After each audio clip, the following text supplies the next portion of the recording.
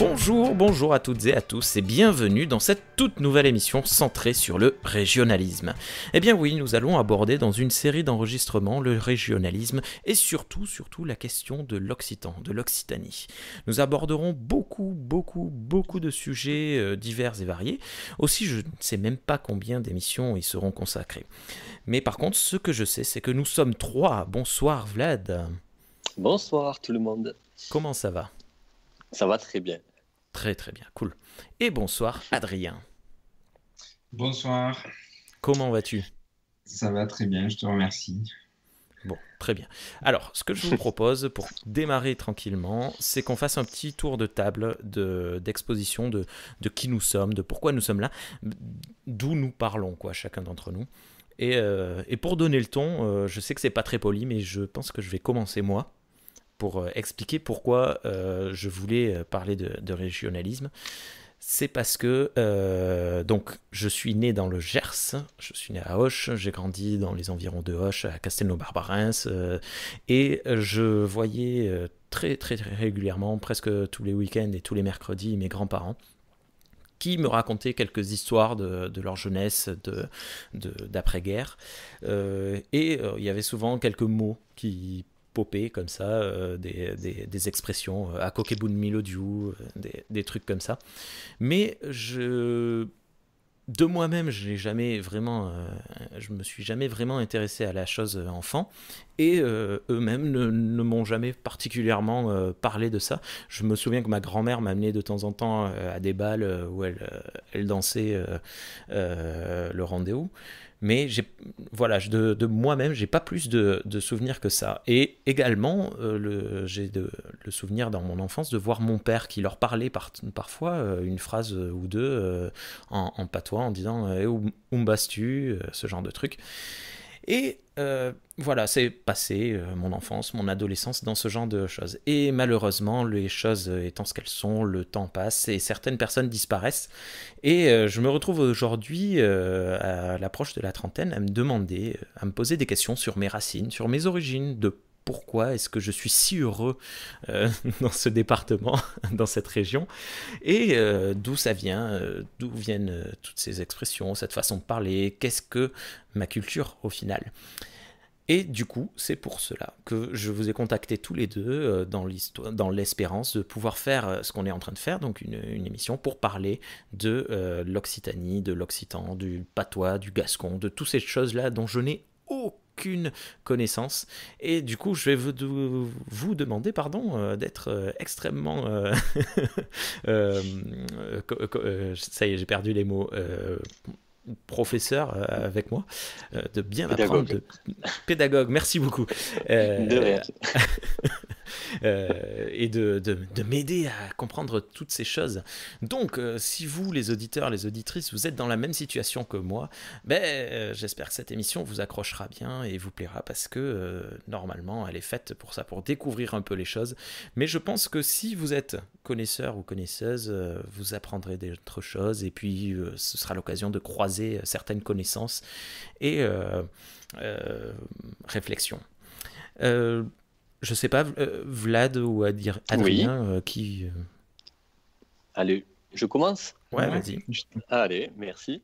Merci Rémi pour l'introduction. Mais moi, je suis un petit peu comme toi, c'est-à-dire que là, je vous appelle, enfin, on se parle, pardon, de ma librairie, ma nouvelle librairie à Samatan. Mhm. Et pourquoi Samatan? Parce que mon épouse est d'ici, Magali. Elle a toute sa famille ici, donc héritage gascon, occitan. On parlera des différences un petit peu après. Moi-même, gascon d'origine, un petit peu de famille dans le Lot-et-Garonne. J'ai vécu à Toulouse, je suis né à Toulouse. Et voilà, il y a un petit côté roumain par mon père, mais ça fait une petite ouverture aussi d'esprit. Je ne suis pas à 100% occitan, c'est toujours bon à prendre. Mais voilà, j'ai toujours eu cette culture occitane, comme toi Rémi d'ailleurs, par des mots, des expressions qu'on entend au repas de famille, un bassako, voilà, quand on joue à la belote, cette bière-roubette, des choses comme ça. Et donc, j'ai toujours baigné là-dedans, mais c'était très parcellaire, hein, ces petites phrases, des mots comme ça, jamais des discussions exclusivement en occitan. Et puis, à je sais pas, à l'adolescence, là, 12, 13, 14 ans, quand on est un petit peu aussi en manque on a envie de cultiver ses origines, je me suis mis vraiment à étudier tout ça, étudier l'occitan, même universitairement. J'en ai fait quasi mes études. Moi, je fais des études de linguistique et de linguistique romane, de romanistique. Donc, j'ai eu à étudier l'occitan dans tous ses dérivés, justement, dans tous ses dialectes, etc. C'est ça qui peut être intéressant ce soir. Voilà, d'où ma présence ici déjà à Samatan, physiquement, et dans cette émission, parce que c'est un sujet qui me touche tout particulièrement. Merci beaucoup. Tu disais pourquoi Samatan, mais parce que ça reste quand même aussi la plus belle ville du monde. Faut bien se l'avouer.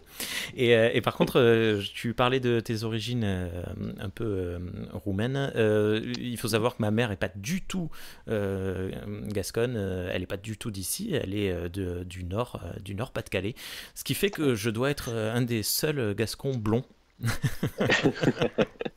Du coup, c'est pas faux. Je me posais la question justement. Non, mais blond, yeux bleus, et les gens ils comprennent pas. Et souvent d'ailleurs, on me demande, mais alors d'où vous venez, de Paris, truc. Non, je suis né à 20 km d'ici. Ah bon.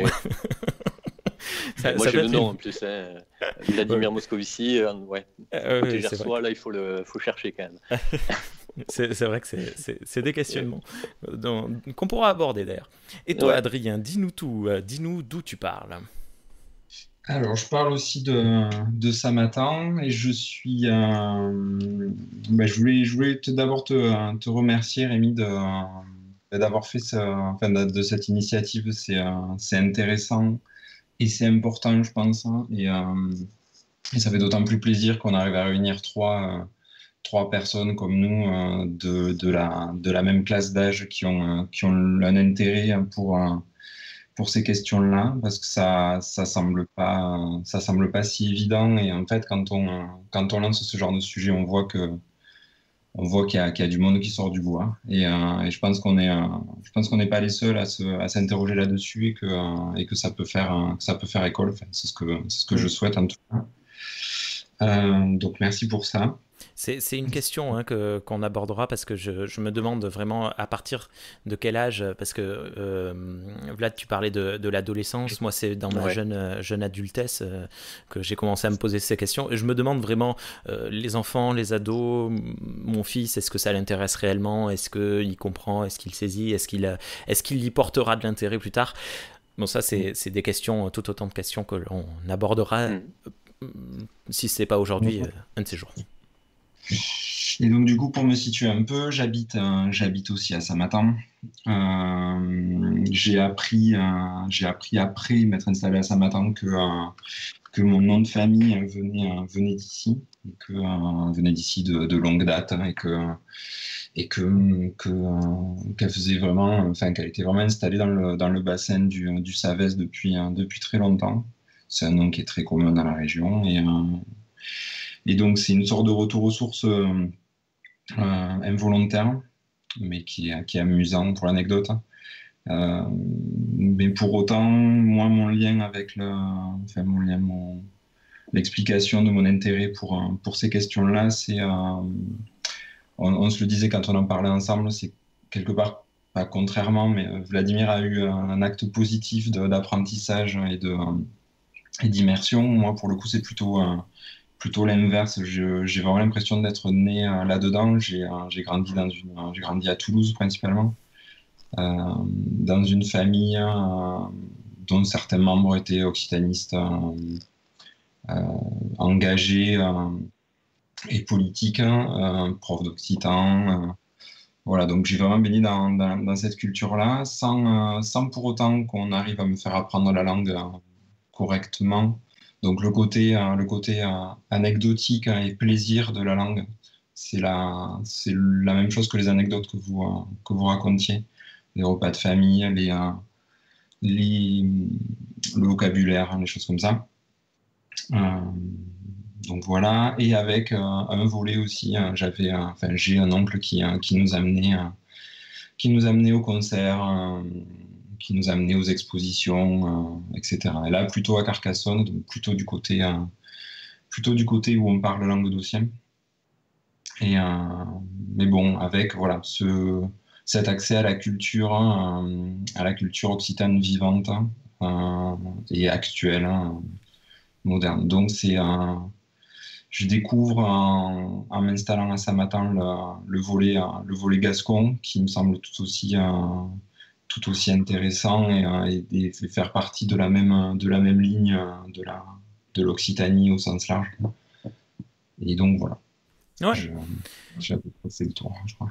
Bah, tu vois, donc on commence à aborder un peu la question que j'aimerais dont on va discuter aujourd'hui. Pour cette première émission, j'aimerais aborder un peu, vraiment de manière large, pour un peu contextualiser ce que l'on va faire, de l'histoire en fait du régionalisme occitan jusqu'à nos jours, et de la place en fait qu'a ce régionalisme dans la France. On en avait un petit peu parlé lorsqu'on a émis l'idée du projet de ce podcast, mais il n'y a pas évidemment vraiment de début à l'effet régionalisme, puisque ça a toujours plus ou moins existé, mais vu que l'on parle d'occitan, vu qu'on en parle encore aujourd'hui, je veux dire, je suppose qu'il y a eu un genre de mouvement d'unité dans un premier temps. Alors, je sais pas, il me semble que c'est vers toi, Vlad, qu'il faut se tourner. Où a commencé l'occitan, et de quelle manière, tant historique que géographique? Alors, moi, ce serait plutôt un abord linguistique, mais dont on peut parler plus tard. Historiquement, sur le régionalisme en tout cas, avec mes maigres connaissances honnêtement, mais je sais qu'il y a eu un essor de mouvements régionalistes, mais à travers toute la France, dans les années 70 notamment, avec le breton, le corse, le basque, etc. Bon, il y est, je pense, mais sous votre contrôle, à la centralisation très forte jusqu'en 81 du pays. Tout se faisait à Paris. Voilà, il y avait avant 81 très peu de pouvoir aux collectivités un peu territoriales. Voilà, ça c'est pour le topo moderne. Après, il y a eu des mouvements bien plus anciens, le félibrige en Provence, notamment avec Mistral, qui avait pour but de faire connaître déjà et de promouvoir culturellement, littérairement, politiquement aussi, cette culture occitane. Honnêtement, historiquement, pas plus d'informations. Après, linguistiquement, mais l'occitan, pour faire très vite, mais c'est une langue à part entière, langue romane, qui fait partie, alors nouvellement, entre guillemets, c'est relativement récent, d'un nouveau groupe roman qu'on appelle l'occitano-catalan, puisqu'il faut savoir qu'il y a plusieurs groupes dans les langues romanes, je fais vite, mais il y a l'ibéro-roman, le gallo-roman, l'italo-roman, le balkano-roman, le rhéto-roman, et il restait à caser un petit peu l'occitan et le catalan, et l'occitan a toujours été rattaché au gallo-roman, à tort, pour des raisons purement géographiques, j'imagine, ou administratives. C'est le sud de la France, donc on le rattache au gallo-roman, c'est-à-dire au français. Je parle toujours de famille vraiment linguistique. Et le catalan, pareil, a été rattaché au castillan, à l'Espagne, alors qu'on a trouvé énormément plus de similitudes entre l'occitan et le catalan qu'entre l'occitan et le français, respectivement, et le catalan et le castillan. Voilà, donc l'occitan fait partie de ce groupe très large des langues romanes, et est étudié en tant que tel, et regroupe en fait, on en reparlera parce que c'est tout le débat, est-ce que c'est une langue, est-ce que c'est... le malheur de l'occitan, c'est de n'être pas langue officielle quelque part, de n'avoir pas de pays. Alors, je me rattrape de suite, c'est une langue officielle au Val d'Aran pour les puristes, mais c'est un territoire très vaste, mais qui n'a, l'Occitanie, donc pas de réalité, on va dire, nationale. Voilà, maintenant il y a une nouvelle région qui s'appelle Occitanie. Bon. Mais du coup, cette langue, c'est plus un rassemblement de parlers occitans, de dialectes, que sont le gascon, le provençal, le languedocien, le limousin, et j'en oublie bien sûr, mais c'est les plus gros. Voilà, pour faire un topo assez bref sur l'émergence et l'histoire de cette langue et de ces mouvements un petit peu politiques aussi, mais ça, peut-être qu'Adrien aura plus d'informations là-dessus. Oui, justement, je me disais, il y a sur notamment à la fois sur les Félibriges et sur les années 70. Je pense que c'est important de les situer notamment pour ici. Je pense que c'est bien. On est tombé dessus en collectant des cartes postales anciennes de Samatan. Donc on nous en a prêté un certain nombre qu'on a numérisé pour les conserver. Et on est tombé sur une qui représente un Félibrige à Samatan. Et du coup, c'était juste pour rebondir sur le côté provençal du Félibrige. Je trouvais ça intéressant de voir à la fois un Félibrige qui avait lieu à Samatan. Pour moi, c'est un début de preuve de proximité avec cette philosophie-là. Alors, oui. Le profane que je suis ne sait pas ce qu'est un Félibrige. C'est vrai qu'on n'a pas vraiment défini. En fait, je serais pas très calé pour bien le définir, mais c'est un peu le début de la conscience régionaliste par la langue d'oc vers la fin du 19e siècle, portée par un écrivain provençal. Donc de langue occitane, qui est Frédéric Mistral. C'est quelqu'un qui est encore très révéré, on trouve, il y a beaucoup de rues qui portent son nom. Statue aussi. Ouais. Voilà, c'est un des grands hommes de la culture occitane. Et si je me trompe pas, autour de lui, c'est créé les Félibriges, et c'était des sortes d'assemblées, si je ne me trompe pas. Oui. Tu m'arrêtes. Bien sûr, vas-y. Il y a une forme de théorisation du régionalisme et de la langue. Voilà, il me semble que c'est des petits comités savants. D'accord, un genre de forum, mais à comité réduit, quoi. Ouais, un aéropage comme ça. Alors, il y avait des lettrés. Mistral était vraiment un grand lettré, un grand poète, écrivain.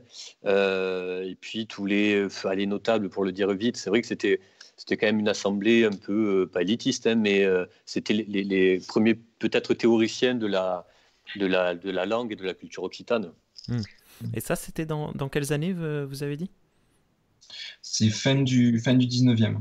D'accord, ok. Ça marque quand même un gros début. Avant, il y a toujours eu les Jeux Floraux, tout ça, à Toulouse aussi. Bon, il y a toujours une culture occitane qui était là, qui était latente et qui se manifestait par des manifestations, voilà.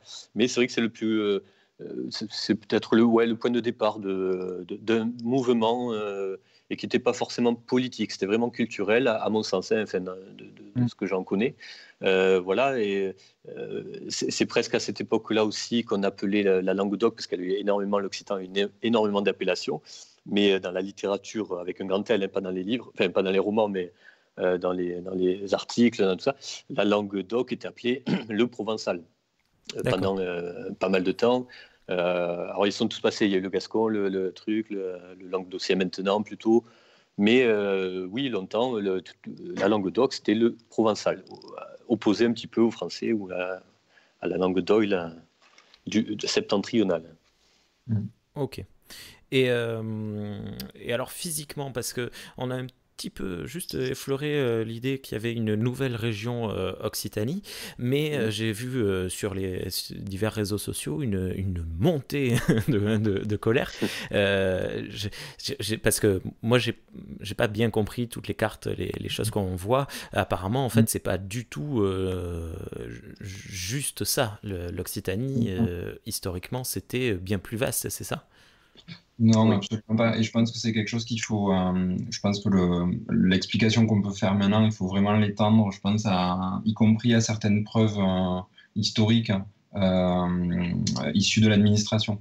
Il me semble que c'est une région administrative qui reprend les limites de deux anciennes régions, alors que j'ai pas le nombre de régions que recouvrerait l'Occitanie. L'Occitanie globale, on va dire, mais ça va vraiment ça balaye quasiment tout le moitié sud de la France, en montant au nord jusqu'à l'Auvergne, donc à l'ouest jusqu'à jusqu'au Béarn. Pour l'Est, donc la Provence, et même au-delà, il y a j'ai plus en tête en Italie, Ventimiglia. Ouais. Donc voilà, ça va jusqu'à J'ai pas compris le nom, Vlad. Jusqu'à Ventimiglia, jusqu'à la frontière un petit peu italienne, donc ça débordait effectivement sur l'Italie. Il y a d'ailleurs une région, je crois que c'est dans le Piémont où on parle occitan. Je peux me tromper vraiment ou en Calabre. Enfin, je crois que je l'ai plus en ouais, tête. mais je sais que c'est en Espagne c'est le Val d'Aran, enfin voilà, et en Italie aussi il y a quand même une petite enclave occitane actuellement, de locuteurs en tout cas occitans.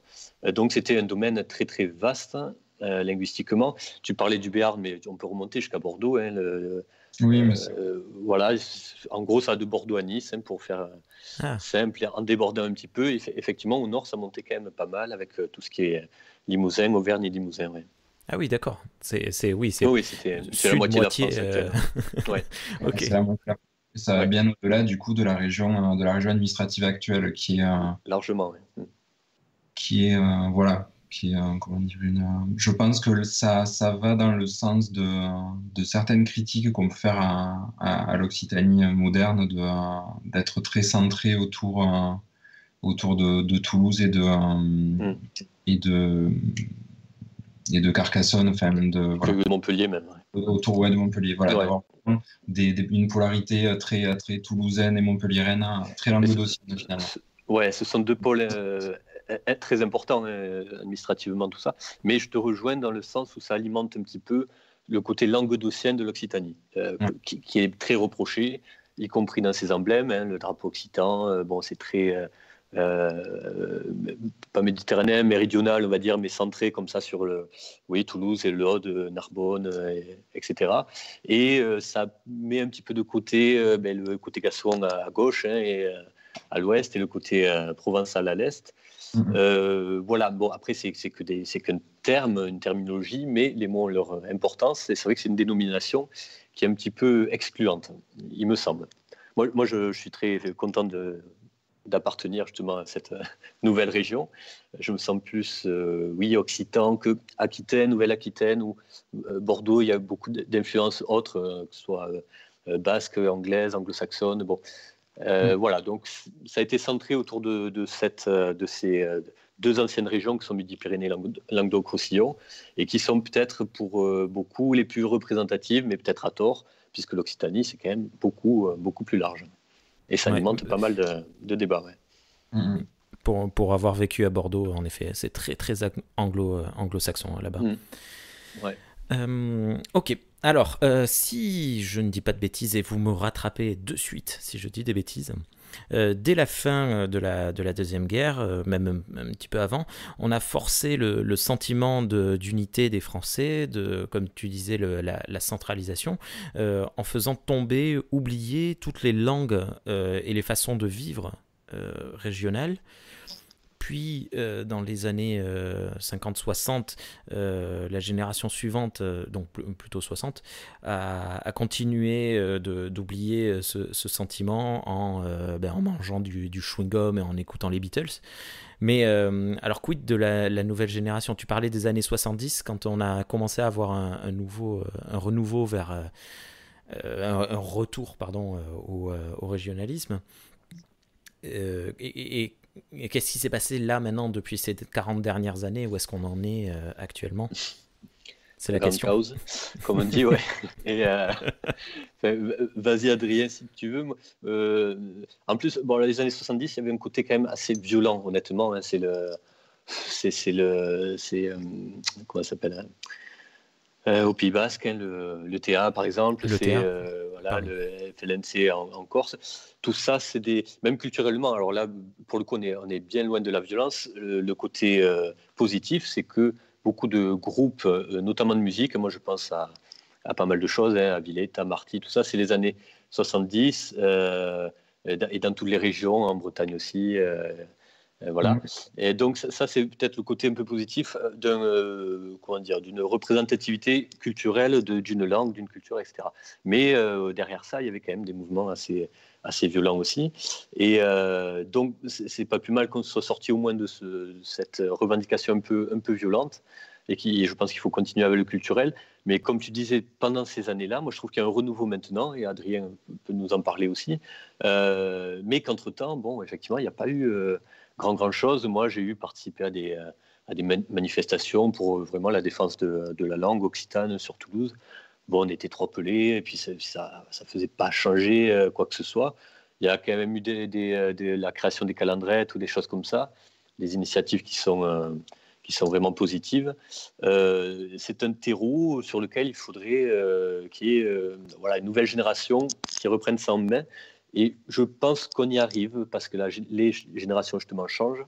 Moi, je le vois ça matin justement, où mon fils, ou nos fils d'ailleurs, Adrien, à l'école, ont des cours d'occitan le vendredi. Ils sont baignés un petit peu là-dedans. On entend parler ou écrire, enfin, on voit écrire des choses en occitan gascon, hein, bon, on va faire régional. Voilà, donc là où on est en tout cas, dans les villes un petit peu moins importantes, c'est vrai qu'à Toulouse ou autres, ça a tendance peut-être à se perdre, malgré le nom des rues en occitan ou ce genre d'initiative, ou le métro en occitan à Toulouse, c'est très bien.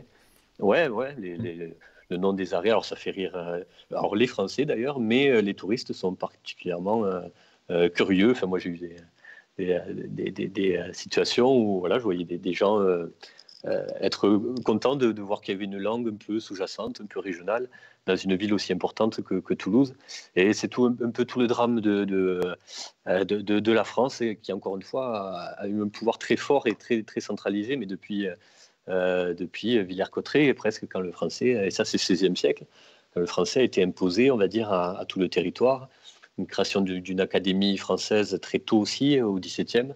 Tout ça a figé le français comme étant vraiment voilà, une langue dont on ne pouvait pas déborder, et d'où justement l'éclosion comme ça de groupuscules un peu virulents dans les années 70.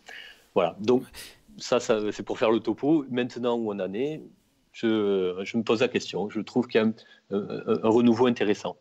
Oui, et sur les initiatives et les choses qui se font culturellement en Occitanie, on peut voir vraiment un renouveau et quelque chose qui épouse vraiment la modernité, qui se place sur Internet avec des nouvelles technologies. Je pense par exemple au retour au retour à la reconstruction de certains bals traditionnels, avec vraiment une logique de danse collective. Et tout ça fonctionne avec des musiciens qui jouent de la musique électronique. Et même pour aller encore plus loin, j'ai des exemples comme Henri Maquet qui fait les baltrades avec de la musique faite sur Game Boy. Donc on peut pas accuser la culture occitane d'être soit passéiste, soit en retard. Il me semble il y a vraiment des enjeux très intéressants là-dedans à cultiver, on était surpris, on a assisté à un baltrade. C'était pas la personne dont je vous parlais, mais d'autres, mais on était surpris de voir l'enthousiasme du public dans ce genre de manifestation. C'est au-delà de la langue, au-delà de tout ce que ça véhicule culturellement, il y a aussi des usages qui sont en fait intéressants de réétudier, de réutiliser. Des choses qui faisaient, qui cimentaient un peu la vie collective dans la région, dans les régions de l'Occitanie, qui sont à garder, qui sont intéressantes. Tu parlais de passéisme, tout ça, mais pourtant, alors peut-être que c'est en train de changer, mais moi je me souviens très bien dans mon adolescence, quand je disais que je venais du sud-ouest, on se foutait de mon accent, on me disait ouais, le pecno, ça y est, j'ai encore perdu le mot, le bouseux, le fermier, tout ça. Pardon, c'était on renvoyait à l'image du paysan, des choses comme ça, des choses très, enfin des images dégradées justement de la campagne, des régions. Ouais. Et ça, c'est un vrai. Je t'ai peut-être interrompu. Non, Rémi. non, non, non, c'est vraiment un problème, c'est problématique dans le sens où on en avait parlé juste une fois, toi et moi, autour d'un apéro. Tu me disais, il n'y a aucun politicien, à part le fameux Jean Lassalle, mais qui joue à fond là-dessus, qui a un accent. Il n'y a pas un seul scientifique médiatisé qui a un accent, à part les 5 qui travaillent dans les Pyrénées pour la météo. Et Il y a du coup, dans l'aérospatiale aussi, c'est les bons points qui sont vraiment des exceptions, mais il me semble qu'il y en a ouais, dans l'aérospatiale un peu, dans tout ce qui est. On en entend. Mais c'est vrai que c'est très rare. Et en fait, ça fait partie il y a toute l'histoire en France, on peut le lire comme ça. Il y a eu vraiment un mouvement avec l'exode rural. Donc, comme tu disais tout à l'heure, après la Seconde Guerre mondiale, qui a construit une image une image péjorative de ce qu'on a appelé après, de façon folklorisée aussi, les terroirs, les campagnes, etc. et ça, Ce qui fait qu'on est dans... Ouais. enfin, ça existe toujours. D'accord, c'est en train de se réduire, mais enfin, j'ai l'impression que y a la France, c'est Paris, c'est pas ces régions. Je pense que ça va un peu mieux, si je peux rebondir, notamment dans les médias. Ouais. Moi, je vois mon frère est monté à Paris, comme on dit, pour faire du journalisme. Effectivement, alors c'était il y a quelques années.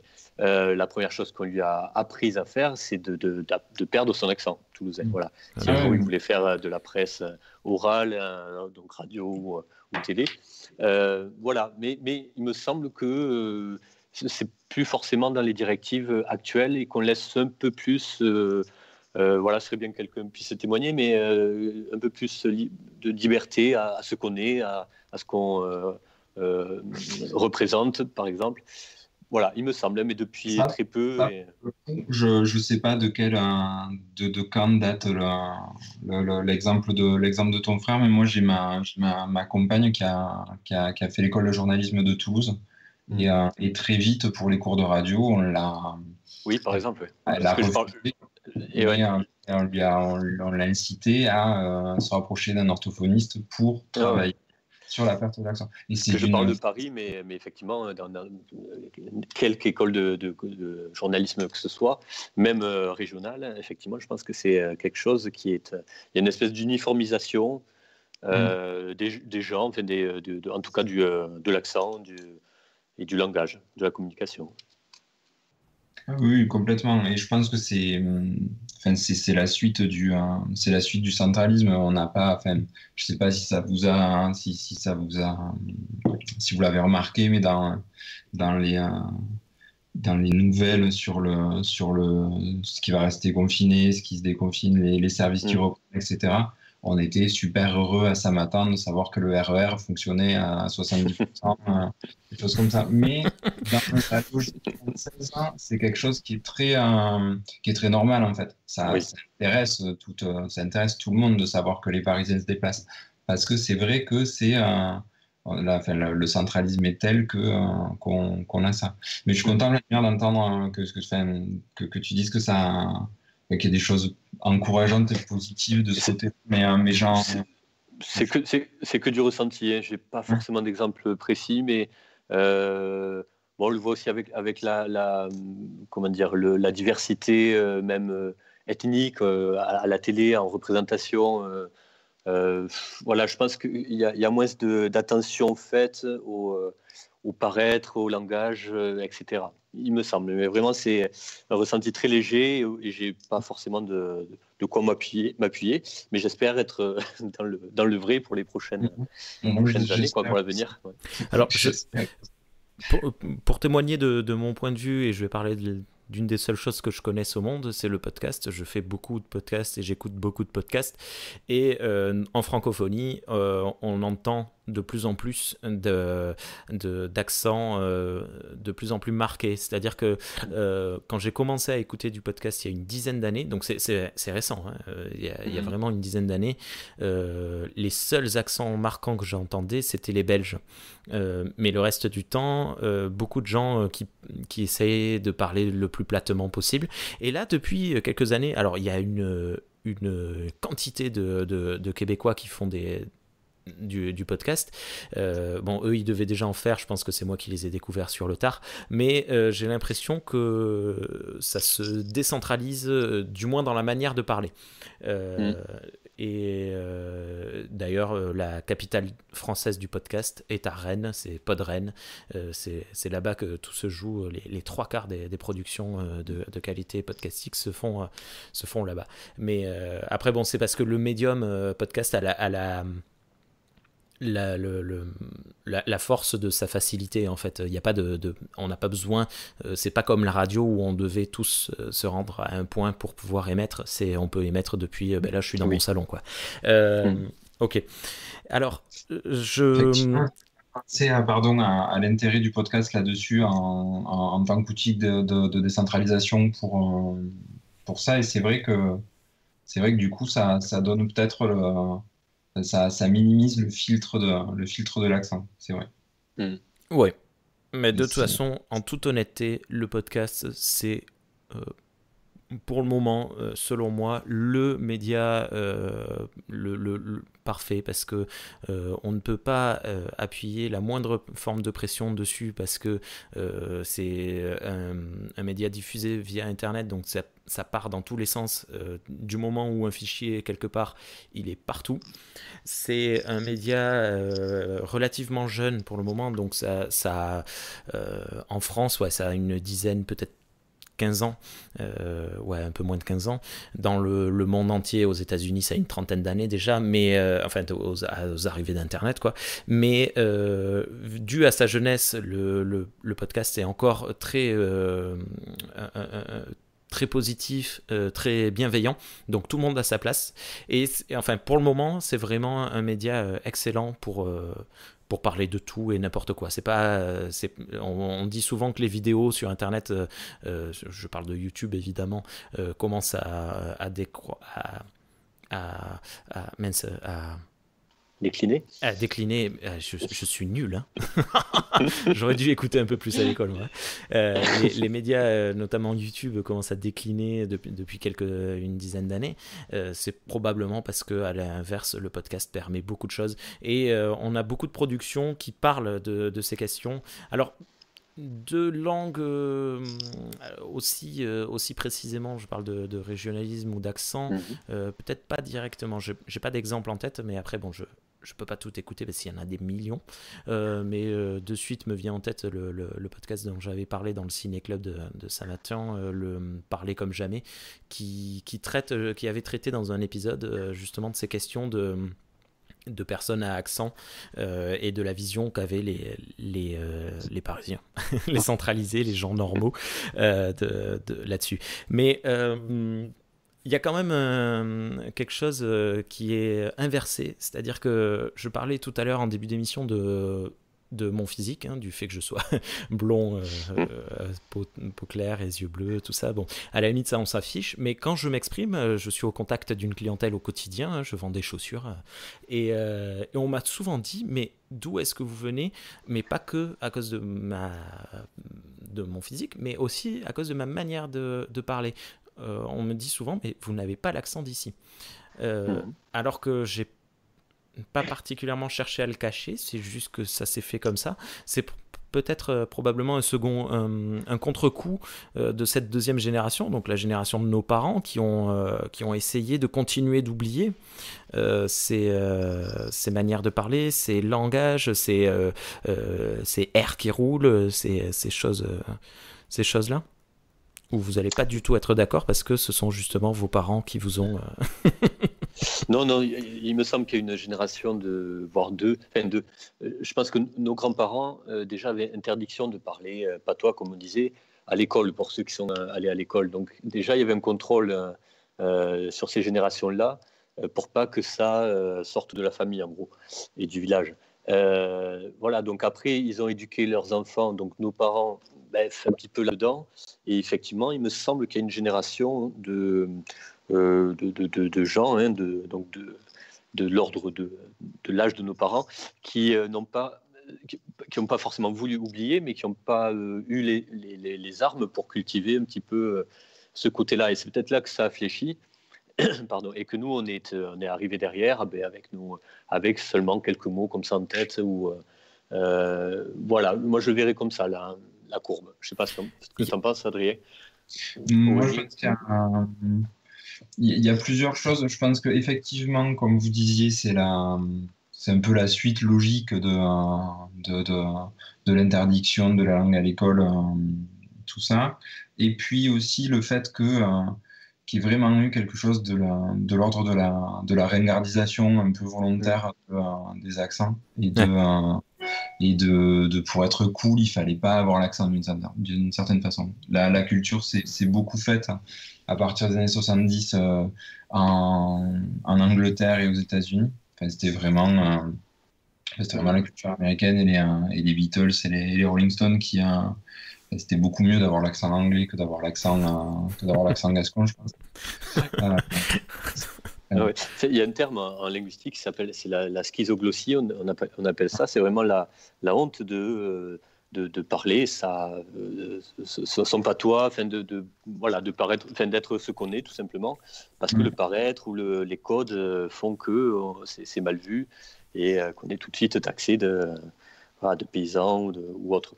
Donc il y a un côté péjoratif aussi il y a eu un côté péjoratif dans cette langue occitane, qui a toujours été rattachée à des milieux un peu ruraux, en dehors des grands centres comme Toulouse et compagnie. Mais là, on parle par exemple du Gascon. Voilà, ce sont que des territoires assez ruraux, très familiaux, voilà, avec une culture gasconne justement très marquée. C'est une langue très intéressante parce qu'elle conserve énormément de choses qui ont résister à l'évolution, on va dire. Mais il y a eu cette honte pour beaucoup, je pense, de familles, de locuteurs, de la développer en dehors de la famille, encore une fois. Je pense qu'il y a une notion qui est importante à adosser à l'accent, c'est le discriminant social.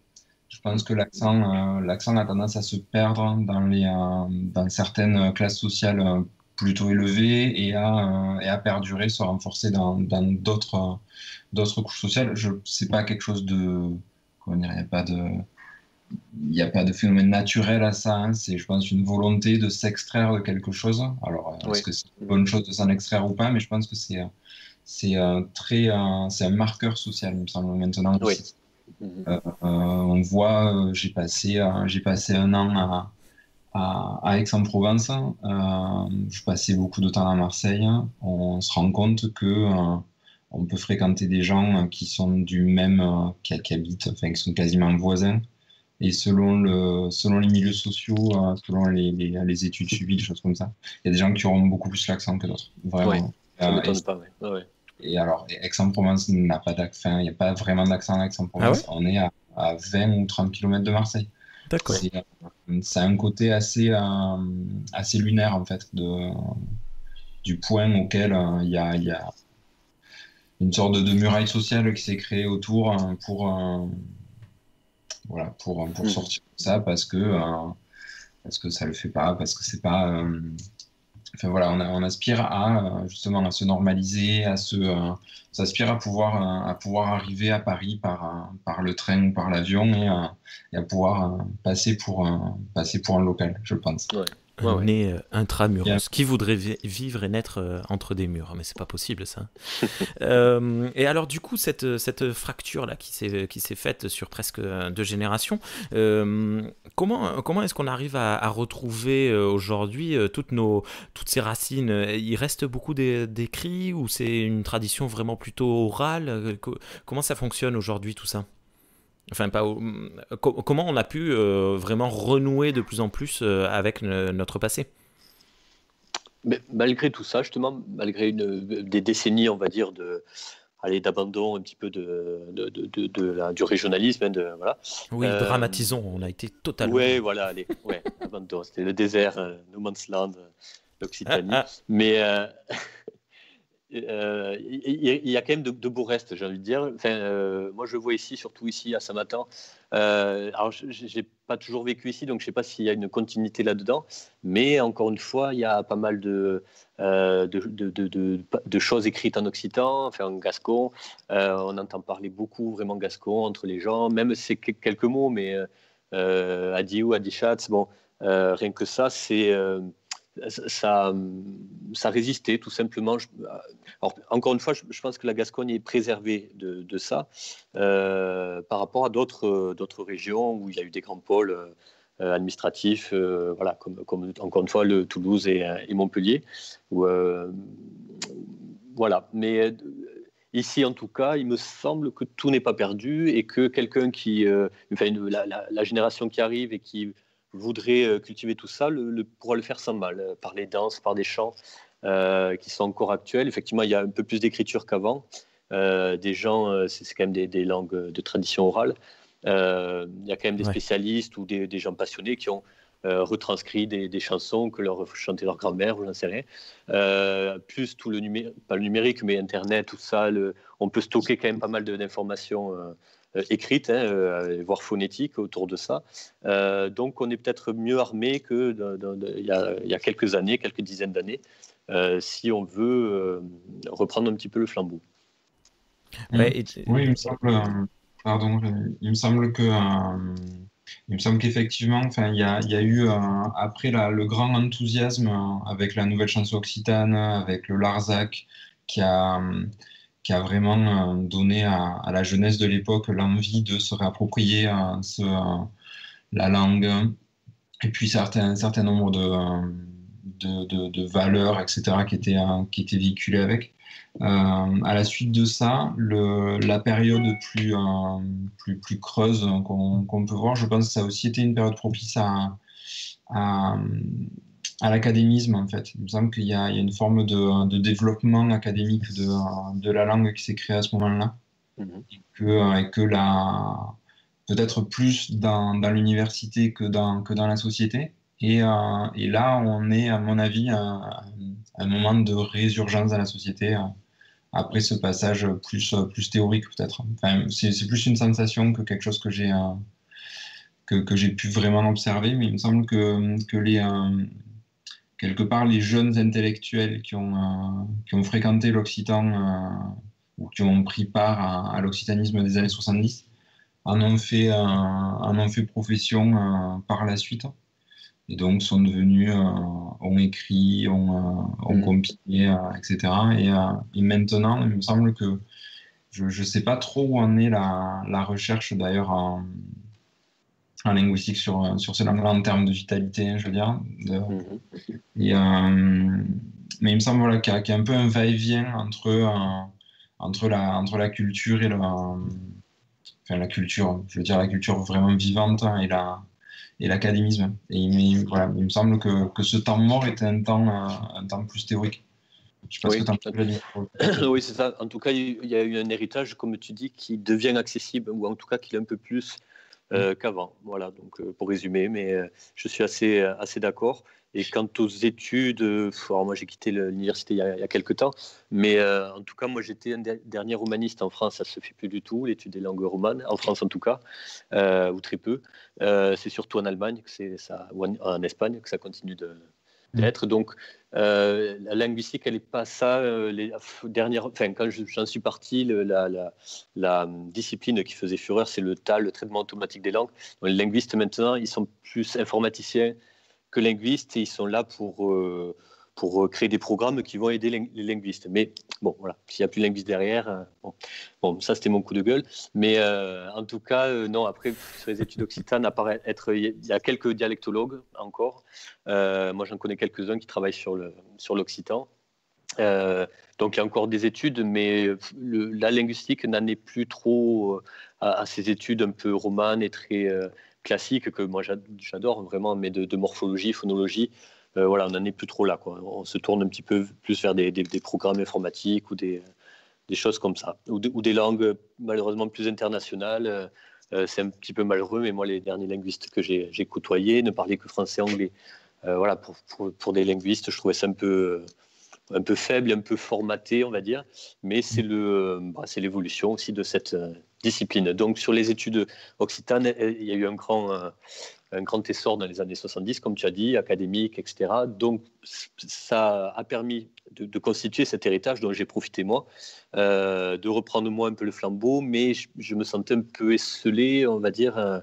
Après, je ne connais pas toutes les études de toutes les universités de France actuelles, mais en tout cas au Mirail, voilà, sur comment dire, ce prisme-là, bon, il n'y avait plus grand-chose qui était fait. Mais il y avait encore de très bons professeurs. Il y a toujours, de toute façon, une filière d'occitan qui existe, voilà, et qui n'était pas le cas il y a quelques années. Donc, il y a quand même eu des choses qui ont émergé de tout ce combat, on va dire, de l'occitanisme, comme on le disait, et qui est là, qui est vraiment accessible, disponible.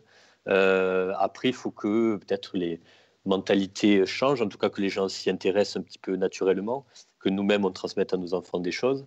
Voilà, je pense qu'on en est là et c'est assez positif à voir. Et un dernier mot sur ça, il me semble que ce qu'on appelle la globalisation, la mondialisation, qui, on le voit surtout en ce moment, a tendance à peut-être un peu s'effondrer, peut être un vecteur pour le retour un petit peu. Alors, c'est pas du repli, hein, c'est pas du repli sur soi, mais un retour à des choses plus locales, plus de proximité. Et la langue et la culture occitane sont là, donc peut-être que des gens vont s'y intéresser un peu plus facilement. Alors ça c'est parfait ce que tu es en train de me faire, tu me tends une perche parce que moi je voulais aborder un peu la question de l'Europe. Est-ce que les tendances régionalistes auraient une fonction à se retirer de l'Europe, à développer un genre de xénophobie, ou peut-être à l'inverse à dire non, on est tous et toutes ensemble, mais de manière différente. Je formule pas très bien, mais si, je vois. Tu as compris ce que je je veux veux dire. Si tu as, ouais. Ouais, je pense que, enfin, moi personnellement, je pense que c'est plutôt le contraire qui se passe. Enfin, il me semble que les grands enthousiastes de l'Europe en général sont des gens et des peuples qui sont assez, comment dire, qui sont assez solides sur leur culture pour être ouvert aux autres. Et il me semble que c'est pas du tout à opposer la culture, les cultures régionales et les projets et le projet européen. Et ça me fait penser pour réagir à ce qu'on disait tout à l'heure juste sur enfin, pas la disparition, mais bon, le recul des langues régionales. Il y a aussi eu beaucoup, on l'entend encore, la mondialisation qui a été utilisée comme prétexte. Et ça me fait penser parce que Vladimir, tu parlais tout à l'heure des linguistes qui parlaient que français et anglais. Il y a un peu cette idée que on ferait mieux d'apprendre l'anglais pour communiquer à l'échelle mondiale plutôt que de rester à une échelle plus restreinte. Et il m'est arrivé d'entendre même des gens qui souhaitaient presque que les langues disparaissent pour simplifier les choses. Il y a une sorte de logique très utilitariste de l'utilisation de la langue qui a beaucoup nui aux cultures régionales. C'est quelque chose que j'ai longtemps pensé, hein, moi, pendant des années. Je me suis dit, mais si on parle tous et toutes une seule langue, il n'y aura plus de soucis. Les informations iront beaucoup plus vite.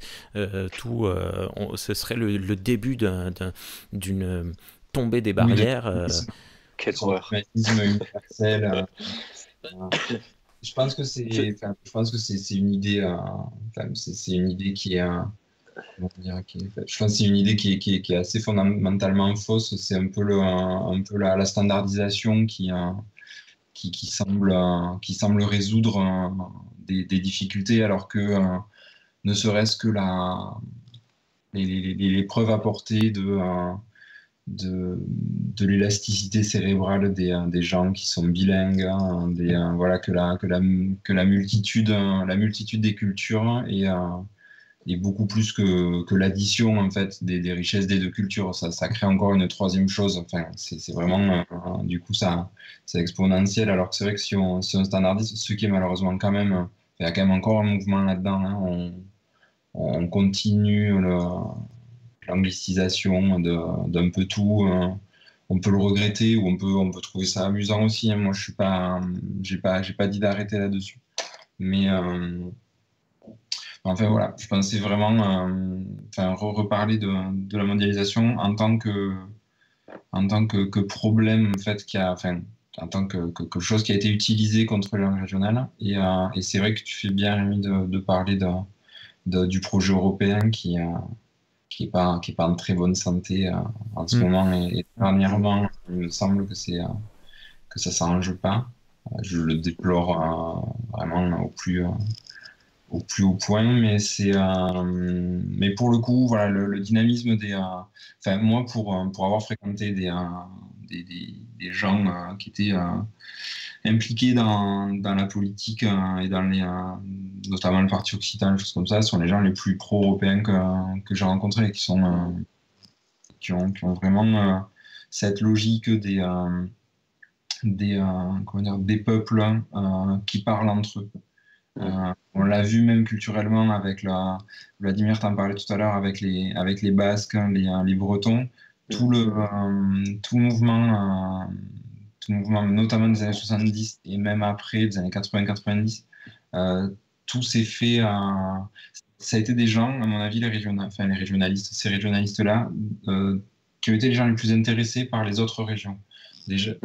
Et par les cultures des autres régions. Moi, j'ai toujours souvenir de mon oncle d'écouter des chanteurs réunionnais, d'écouter Alan Stivell aussi ou Dan Arbraz. Enfin, c'est des choses c'est des choses qui me sont familières parce que l'approche régionaliste crée aussi des points de contact entre les cultures. Bien sûr. Et il me semble que c'est justement, c'est un moyen de communication, plus que l'inverse. On pense que ça pourrait être des murs et que du coup, le fait de se construire une culture, de la travailler, ça érigerait des frontières entre les gens, alors que c'est le contraire. Et je pense que comme toujours, plus on se cultive, plus on est cultivé, plus on a envie d'apprendre et on sort de sa coquille et on se replie pas sur soi. Il me semble que c'est le contraire qui replie, c'est le fait d'être à la fois sûr de soi et standardisé quelque part. Oui, voilà, aussi standard, complètement. Il me semble pas que ce soit c'est jamais l'excès de culture qui enferme les gens.